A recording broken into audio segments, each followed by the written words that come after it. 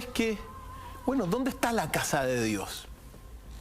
Esa es la primera pregunta. Y uno tiene que decir que al menos lo que vamos a ver durante el programa van a ser tres estratos de la casa de Dios. Para decirle a todos los amigos de partida, la primera casa de Dios, ¿dónde está, Ignacio? Te lo hago a ti. ¿Dónde crees que está la primera casa de Dios? Yo te lo estuve confesando, Cristian, antes de salir al aire. Yo te decía que creía que para mí estaba en la naturaleza, fuera de cualquier discusión ortodoxa frente al asunto, ¿no? Fantástico. Una posición muy personal. Muy bien, muy bien. La primera casa de Dios en este sentido, para que vaya quedando claro todos los amigos, es nuestro propio cuerpo. Lo primero, la divinidad en este sentido está dentro de nosotros y al mismo tiempo está fuera de nosotros, es decir, en la naturaleza, como tú dijiste. Por lo tanto, ese es para partir lo primero que uno tiene que decir. Lo más sagrado en este sentido que uno tiene es este cuerpo que se va deteriorando con los años y que es donde tenemos la posibilidad de tener conciencia del universo fantástico donde estamos. Por lo tanto, eso es lo primero. En un segundo término, uno tiene que decir que en toda la tierra hay muchas casas de dioses, supuestas casas de dioses, que son los templos que hay en la tierra de las diferentes culturas.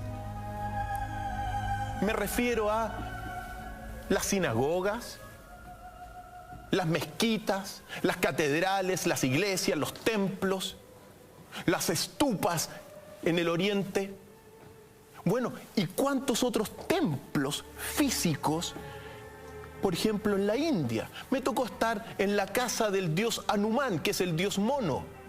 También en la casa del dios Ganesh. Y he estado en algunas iglesias y catedrales que a veces me pregunto si realmente ahí esos lugares son casas de Dios. Por lo tanto, dentro de todo este espectro de templos, uno se tiene que preguntar, bueno, ¿dónde está la verdadera casa de Dios dentro de los millones de templos que hay en la tierra? Ahí está el gran enigma. Descubrir cuál es un lugar especial en la tierra donde uno se podría llegar a contactar con lo divino. Y el tercer estrato es la casa de Dios en el cielo, que lo vamos a ver al final. Pero, querido Ignacio, ahí está. ¿Cuál de todos los millones de templos que hay en la tierra piensas tú que es la casa de Dios, querido Ignacio, considerando este aspecto? Imposible de responder esa pregunta, doctor Fair, por lo menos desde una humilde posición como la mía. De hecho, cuando mencionas que conociste 2 templos en India de 2 dioses distintos, es cosa de recordar cuántas divinidades existen solo en India. Así es. ¿Cuántas? Por ¿Cuántos eso, dioses tienen ahí? Millones de dioses. Por eso, nosotros hoy día nos vamos a centrar en un templo, que es un templo que está en la ciudad santa de la Meca, santa para el mundo del Islam, que es el gran templo de la Kaaba, que lo comenzamos a ver precisamente en pantalla.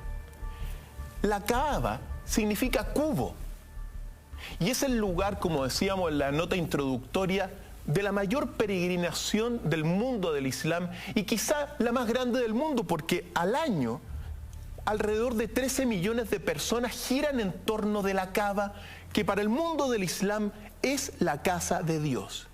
¿Qué hay adentro? ¿Por qué se dice que es la casa de Dios? ¿Qué secreto se esconde? Es lo que vamos a ver hoy día. Pero para ir metiéndonos en contexto, lo primero es recordar todo lo que es la peregrinación a la Meca, porque el mundo del Islam, ahí está uno de los pilares del Islam. Uno de los pilares es precisamente la peregrinación a la Meca, al menos una vez en la vida para aquellos que pueden. Y cuando uno va, la primera y más importante de las etapas de esta peregrinación es dar 7 vueltas a este monumento increíble que es la casa de Dios, la Kaaba. Ahora, uno tiene que decir también en este sentido que mira, las millones de personas que van en los meses de la peregrinación siempre generan mira, es frecuente que ocurran a veces estampillas de personas. Hace poco tiempo, en la última peregrinación, hubo muchos muertos porque comenzaron a correr. Muertos, más de 100 muertos en esta ocasión. Pero bueno, son debido a las aglomeraciones de personas. Pero mira lo que significa esto. Las personas que llegan a la Meca tienen que dar 7 vueltas a la Kaaba. Ese es el rito. Ese es el rito, el primer rito y el más importante. 7 vueltas que comienzan de adentro y van saliendo hacia afuera como en una fuerza centrífuga. Todos tienen que ir ahí durante esa peregrinación a la Meca. Eso es la primera etapa de este gran enigma. La segunda etapa de la peregrinación es un ritual que se llama la lapidación de Satán. Es simbólico porque hay una piedra. En la piedra que se le tiran, digamos, los que van, se les tiran piedra, y eso significa, aquí estamos viendo el ritual de la lapidación de Satán, que es la segunda etapa de este gran enigma que estamos viendo hoy en día. Ellos lanzan piedras contra ese muro de piedra. Así es. Y es un símbolo de lapidar al diablo. Claro, la oposición contra la maldad. Al cola de flecha. Al cola de flecha. Y esta es la segunda etapa bastante importante de este ritual y de esta peregrinación a la Meca de millones de personas. Recordemos que el mundo del Islam son más de 1.000 millones de personas. Y hay que comprenderlo y entenderlo porque en general Occidente comprende muy poco al mundo del Islam. Pero bueno, eso es otro tema. La tercera etapa de la peregrinación a la Meca es lo que se llama visitar la montaña de la misericordia, o también el monte Arafat, que fue el lugar donde Mahoma realizó su último discurso. Recordemos que Mahoma, el gran profeta del Islam, el creador de esa cultura, nació en la Meca en el siglo VI. Y bueno, fue el fundador de toda esta creencia en gran medida que estamos viendo. Y aquí está el monte Arafat, en la montaña de la misericordia, que queda más o menos unos cuantos kilómetros, unos 20 kilómetros fuera de la Meca. Uno peregrina y cumple con estas 3 partes de todo lo que es la peregrinación a la Meca una vez en la vida, y que es uno de los pilares del Islam. Recordar también que ir a esos lugares, bueno, el mundo no musulmán no tiene la entrada libre allá. O sea, tú para poder ir a la Meca tienes que ser musulmán. Salvo uno te reciba la invitación del gobernante de allá, que se llama Abdallah bin Abdelaris, para poder visitarla, y uno podría ir, pero en general libremente uno no puede ir porque no es del mundo del Islam. Pues bien. Gente acampando ahí además. Gente acampando, claro. El peregrinaje da para todo. Da para todo. Da para todo.